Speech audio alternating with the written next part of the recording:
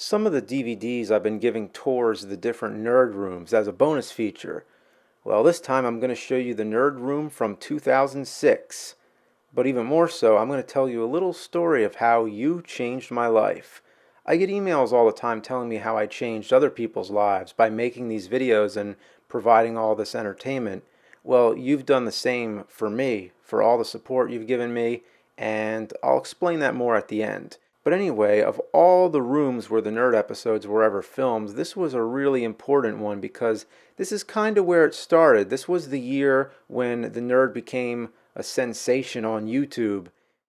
The first episode to be shot here was episode 3, The Karate Kid, and all the way up to episode 17, Bible Games.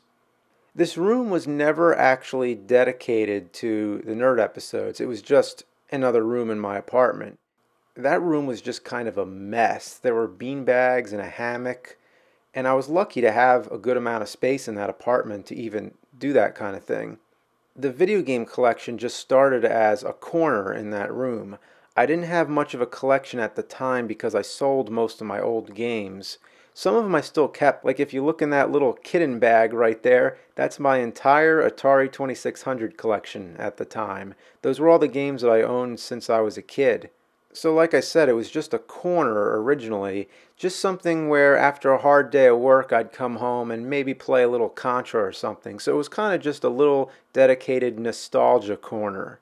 After I did the Karate Kid episode, Mike encouraged me to do a lot more of these videos, and he'd come over and give me some of his old game systems like the Atari 5200 and the 3DO. So a lot of the first consoles and games that I inherited in the collection was all from him. I'd also get some from flea markets and eBay, but I wasn't too big on collecting at the time. I didn't have much money to do so. And I didn't know how big it was going to get. It just started as a corner and then it spread to the rest of the room. There was no organization. As you can see, I didn't even have shelves. I just used boxes and crates. It was a mess, but that added to some of the charm of the early episodes. Now to get to the personal side a bit and what this room means to me looking at it today is how far I've come. This is a DVD, so I figure you want to know the inside story. So the nerd episodes was just something I did for fun. I made them because I wanted to make them, not because I ever thought I'd get paid for them or anything like that. So I was doing the videos for free that entire year. Just knowing that people were being entertained by them was all the reward I needed. But the truth is I was also working a regular full-time job at the time, and it was really hard to be able to do both. I didn't have a lot of spare time, so when I'd come home from work, I'd go straight to work on the nerd episodes, and honestly, I don't even know how I was able to do it. Although I wasn't doing the movie reviews yet or any of the other videos you see on cinemassacre.com, it was pretty much just the nerd for that year. Whatever other projects I had, I put on hold because I saw the potential in the nerd and I wanted to keep it going as a series.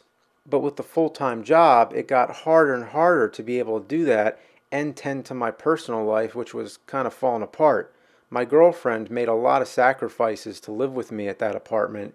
It was very difficult for her.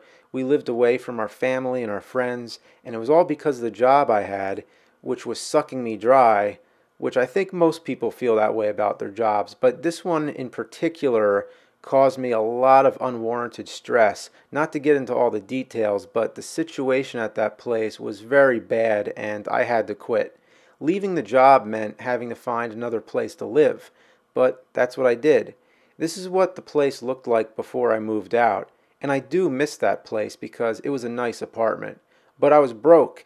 Trust me, there was no game collecting going on at that time. I wasn't even thinking about trying to do any more nerd episodes. I was, but getting a job was the first most important thing.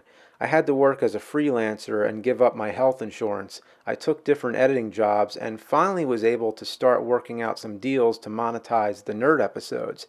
Finally, I got myself back on my feet, married my girlfriend, got to keep making nerd episodes, and everything worked out. And that's all thanks to you.